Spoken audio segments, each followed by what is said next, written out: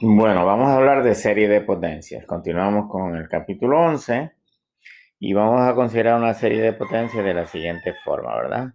Sumatoria desde n0 al infinito de Cn por xn. Si usted desarrolla la serie S sub 0 más C sub 1 por x más C sub 2 por x al cuadrado y así sucesivamente. X es una variable y los C sub n son los coeficientes de la serie. ¿Ok? Entonces, para cada x fijo, pues usted va a generar una serie de términos constantes, de la cual usted puede estudiar su convergencia o divergencia en base a los métodos que hemos estudiado anteriormente. ¿Ok? Entonces, toda serie puede converger para algunos valores y diverger para otros valores. Recuerden el capítulo 3, en la sección 11.2, asumíamos que teníamos una serie de potencias de tipo geométrica y podíamos determinar el intervalo en el cual la serie converge, ¿verdad? Ok. Entonces, si a esta serie nosotros la definimos como una función, pues lo que vamos a tener es un polinomio, ¿verdad? De grado infinito, cuyos términos son C0, C1x, C2x al cuadrado y así sucesivamente. Y su dominio para esa función de términos infinitos son todos los números reales, para los cuales obviamente la serie converge. Bien importante, ¿verdad? Es todos los números reales para los cuales la serie converge. Note que la función parece polinomial, como lo había mencionado, excepto que f tiene infinitos términos. Por ejemplo, si en la serie anterior todos los coeficientes fueran 1, pues usted tendría la serie de potencias 1 más x al cuadrado, ¿verdad?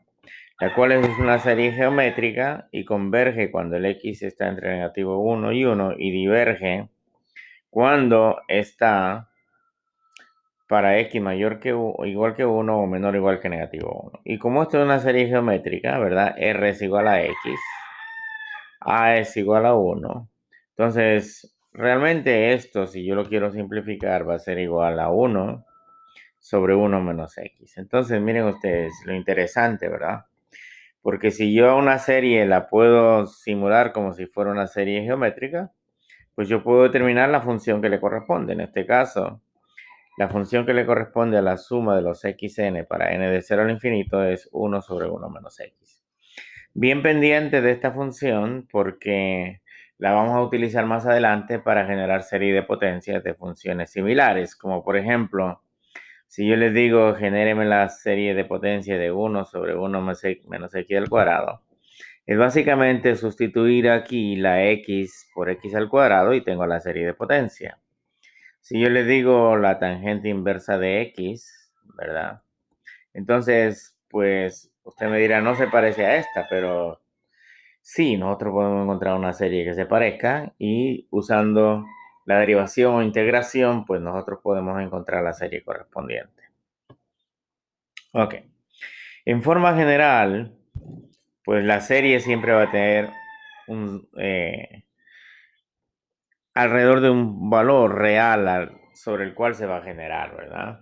Entonces, en ese caso, pues nosotros podemos describir una serie de esta forma general. C sub n por x menos a elevado a la n, donde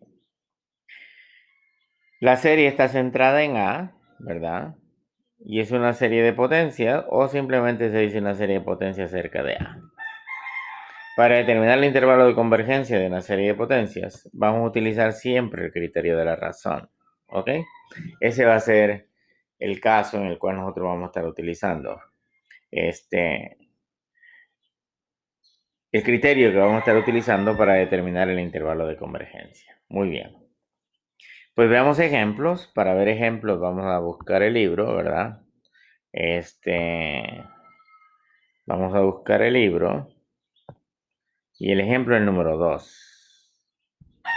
Dice, ¿cuál es el radio de convergencia de una serie de potencia? Pues el radio de convergencia, en primer lugar, se encuentra utilizando el criterio de la razón, ¿verdad?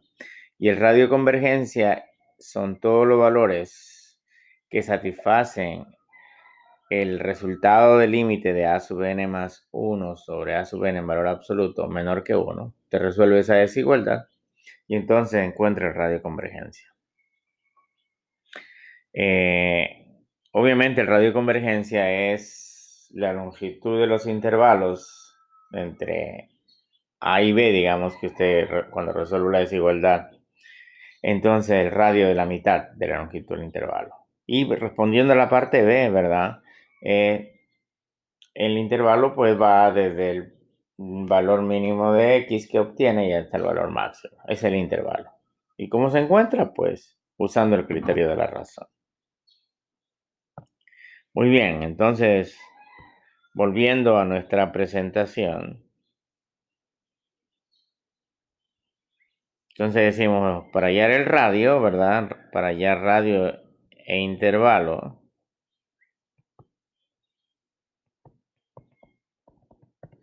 se usa el criterio de la razón.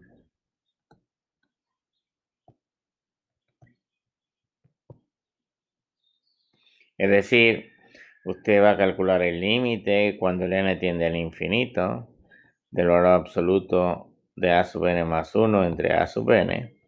Y si este resultado es L, pues este tiene que ser menor que 1. ¿Ok? Y entonces de allí usted determina el radio y determina el intervalo. Recuerde que primero hay el intervalo y luego hay el radio. Y el radio es la mitad de la longitud del intervalo. Muy bien. Entonces veamos un ejemplo. Lo que queremos es hallar el intervalo de convergencia y el radio para esta serie. Entonces esto es a sub n. Si esto es a sub n más 1 será negativo 1 elevado a la n más 1 por x a la n más 1 y todo esto dividido por la raíz cúbica de n más 1. ¿Ok? Entonces luego tomemos el cociente a sub n más 1 entre a sub n.